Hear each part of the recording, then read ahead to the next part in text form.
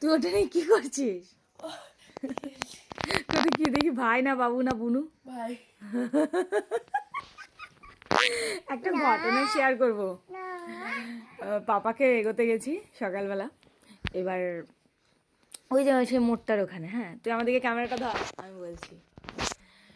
এইবারে কি হয়েছে ওটা, আমি মানে বুনু বাবাকে টাটা করে আসছে।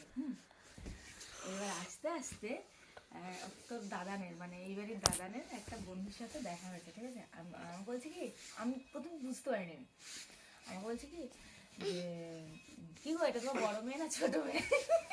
বুড়োকে দেখে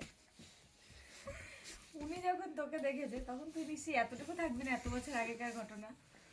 যাই হোক, ওনার একটুখানি হলেও মাথায় সমস্যা আছে, সেটা আমার বলা উচিত না, তবুও আমি বলছি, কারণ এই কথাগুলো শুনলে তোমরাও বলবে অবশ্যই। ভিডিওটা পুরোটা দেখো, তাহলে বুঝতে পারবে। উনি আমাকে বলছে কি যে, আমরা কি এটা আমার ছোট মেয়ে, বলছে আমি যে ভালো আছেন কাকু। হট করে বলে কি, এই আমাকে না দাদা বলবে, হ্যাঁ কাকু বলবে না। মানে বাপ তোর দাদানদের বন্ধু, তাকে আমি কি করে দাদা বলি? যে বললাম আচ্ছা ঠিক আছে, যে ফুল যে ঠাকুর যে ফুলের সন্তুষ্ট। তারপরে কি হলো, আমার বলছে তোমার বড় মেয়ে কোন ক্লাসে পড়ে? আমি বলছি ক্লাস 9-এ উঠবে এবার। মা অনেক গ্যাপ নিয়েছো তো? আমি বলছি হ্যাঁ 12 বছরের মতো।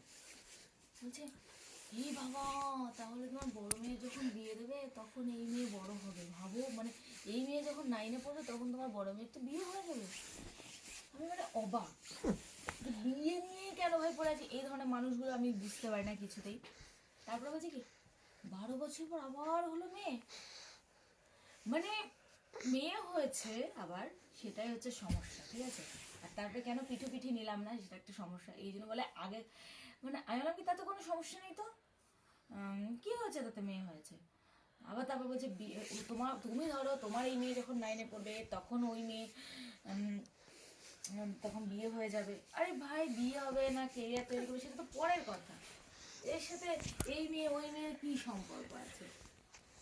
তুই বল, কোনো সম্পর্ক আছে? কি যুগ! তারপরে মানে বলছে আমার পুরো মেন্টালি মানে রিসেন্ট এখন আবার 14 ইয়ার্স চলছে, আর বুড়ো যখন এলে বলবে বুড়ো তখন 14 ইয়ার্স হবে।